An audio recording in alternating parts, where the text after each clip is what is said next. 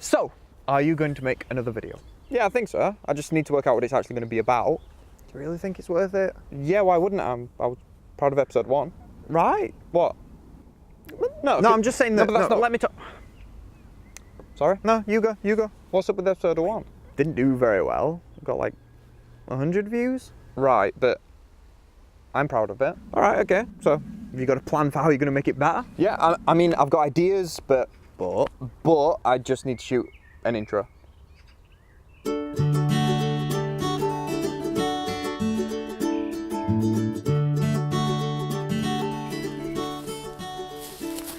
So, it's been about half a year since we spoke, and a lot has happened in that time. The first biggest change that's happened in the past half a year is Frank, Joe, Autumn and myself have started a new company. It's called Kycker. It's an online platform where DIY artists can release their music and they can claim royalties for gigs and radio broadcasts and stuff. And if you want to find out more about Kycker, I'll leave a link at the end of the video where you can find out a little bit more if you're interested. But with doing so, there's been a lot of kind of opportunities that have arisen. The big one is we launched the platform in Texas. Over at South by Southwest. It's been a little bit interesting because the launch was specifically the British launch. We've only currently launched in the UK and are looking at America and worldwide later this year to next year. And in order to kind of get the word out to the British music industry, like the BBC and all the kind of companies that work in the UK music industry, the best place to actually launch a company to them is in Texas in America. So we hired a venue for South by Southwest and we put on a showcase, we put on a gig, we took over a band from the UK, from Hull, a band called Life. We took them over to Texas to kind of showcase them and show how kind of good they are. We also put on a few of the bands that were already at South by, so we could just like kind of go, do you want to play our night? And they were like, obviously yes. So they kind of played for us as well. The gig went really, really well. We ended up packing it out like to the streets, and it was a really, really cool experience. And Texas itself is really cool. Most notably, the food is really cool because in Austin, which is where it is in Texas, it's so southern, it's so like close to the Mexican border that kind of the food there is less Texas. Like we were expecting loads of barbecue and grill and all this kind of stuff, and instead it was actually quite Mexican. So it was tacos and it was fajitas and it was just great. It was just fantastic. And we went to a Japanese restaurant, and for the first time I learned how to use chopsticks, which didn't go too well and then did go kind of well, and I can now pick up a napkin with chopsticks. That's not very impressive, is it?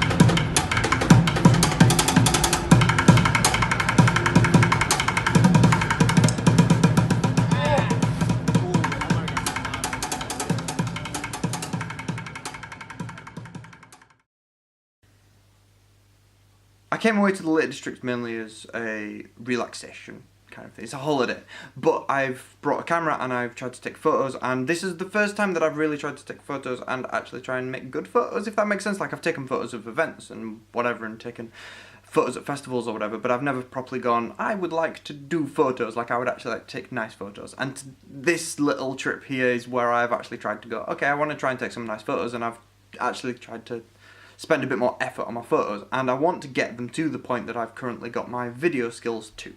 I've spent a lot of time trying to do video, and I want to kind of transpose that over to photos. The problem is that there's a lot of sacrifices that you can make with video. Take this video for example.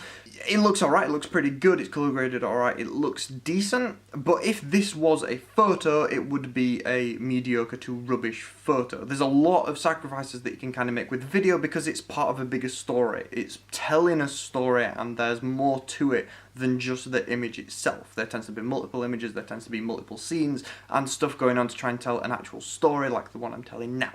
The problem is when you transfer that over to photos, you've got just the photo. Everything is just one photo. You've got to tell the story with just that one thing. You've got one image to capture an imagination and trying to make something interesting with it, as opposed to two mediocre shots put next to each other you can tell a bit of a story with, and they're probably going to be really good if the story's really good, not if the shots themselves are really good. Here goes the problem.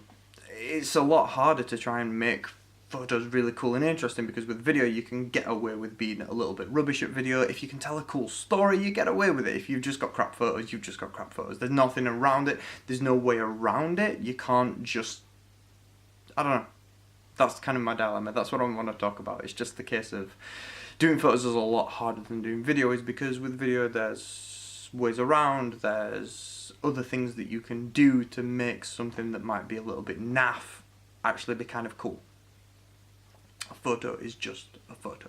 And that's not to say the storytelling element isn't there, it's the fact that the storytelling element is there that makes it so hard, because with video you can tell a story through multiple images, which means each individual image doesn't have to be perfect, because the image before it and the image after it can carry its weight and can kind of have it become a sequence. With photos you don't have that. Everything about the story has to be in that one thing, and that becomes really, really hard to do, and it's kind of challenging to actually be able to go, okay, how do I tell a story with one image? Portrait photographers mainly do really cool stuff where they just, I don't know, they capture someone's face and it just goes, okay, this person has a story, this person is doing something cool and something interesting, and I want to know about their life. There's a photographer I found recently, this is their name if I found them, and here's some photos that they've done. How cool is this stuff? Really, really, really cool. I will link to that Instagram in the description. I don't have a moral or a real conclusion to end this little section. Everything here is just me going, I don't know, I'm kind of learning the thing, and I wanted to share my thoughts about learning the thing. So here's a photo that I took a few months ago, and here's a photo that I took now. Hopefully I'm getting better, hopefully I'm learning, and editing's a bigger thing, because there's a lot of things that you definitely can't do with video that you can do with photos. There's a lot more interesting things you can do in the editing process, and a lot more interesting things that you can do in the filming process. Mainly being able to do portrait instead of landscape, because video has to be landscape at every single opportunity. There is no way that you can do portrait video, but photography is fine. So I'm getting used to that. That's a little bit weird to try and transition over from. I'm used to everything being wide, especially super wide with doing music videos and stuff. It's just a case of everything is super wide. That's not the case with photos. You can have super long, you can have super tall. So yeah, getting into photos. Here's some photos that I took recently compared to the old ones, to the new ones. Yeah, it looks, I hope I'm getting better. I don't know how to end this now. I'll end it like this. So there is this project called Project 333, and it's based around minimalism, and the idea is that you are supposed to live on 33 items of clothing for 3 months. And I think I already unintentionally do this. 1, 2, 3, 4, 5, 6, 7, 8, 9, 10, 11, 12, 13, 14, 15, 16, 17, 18, 19, 20, 21, 22, 23, 24, 25, 26, 27, 28, 29, 30, 31, 32, and 33. My jewellery technically takes me to 34, but clothing wise, that is 33 bang on. So, as much as I'm technically not a minimalist, maybe I should stop being so hard on myself when I consider that maybe I've got too much clothing. I definitely don't have too much clothing. I've lived the majority of my life with less clothing than I currently have, and I'm just over the threshold of not being a minimalist. So it's really not an issue. However, it does make me feel kind of good that I am living my life in the mentality of I only have what I need, which I guess in some instances is nowhere near true, but in terms of clothing and I think a lot of other things, maybe it is true, and I think that's a pretty good way to live, to not overbuy or overconsume or whatever. Just buy what I need, live with it, and everything's cool.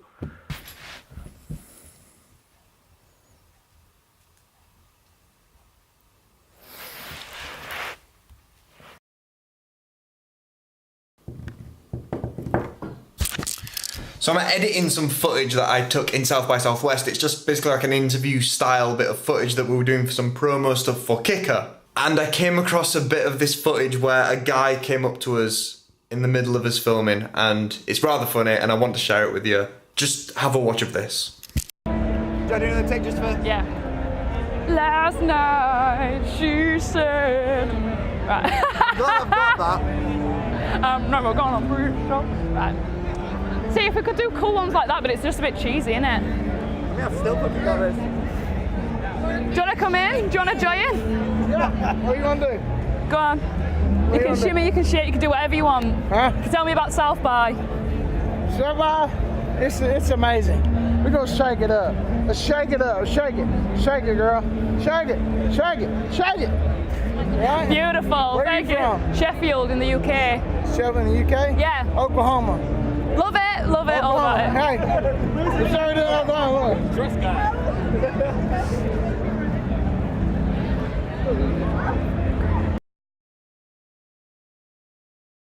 In episode 1, I said I was disappointed with the amount of videos that I made in 2017 compared to 2016 and said that 2018 would be me trying to change that. And so I set it for myself so that episode 2, which is this, would be out for halfway into 2018 and I'd be able to do episode 3 at the end of 2018. And I started filming everything so that that would be the case. And it's now October and I've finished. This is it. It's done. But it took a lot longer than I thought it was going to do. But that's not to say this year's been to waste. I've done more things, I've been to more places, I've created the best things that I've ever done. I've created my best set of works to date, and everything's been really good. This year's been good so far. We've only got 2 months left because I left it. I hope to get episode 3 done by the end of this year. Whether that happens or not, I don't know, because I'll obviously have less sections to put into it. I might do something a little bit different for the end of 2018. But I'm glad that you were here for this, and thank you for watching all the way to the end, and thank you. See you later. Okay, how was that? It was alright. Alright, yeah. I'll go out and pour my heart and soul into a project, and it's alright, yeah, it's fine. Don't worry about it. Fine. Right, it was good. It was perfection. It was the best thing I've ever seen. Alright? Could it be improved? Could it? I mean, the one big thing for me, explosions. Explosions, right. Yeah, no, we could do explosions. Next time on... Yeah, no, we don't have the budget for explosions. Ah, yeah. What about kittens? Yeah, we can do kittens.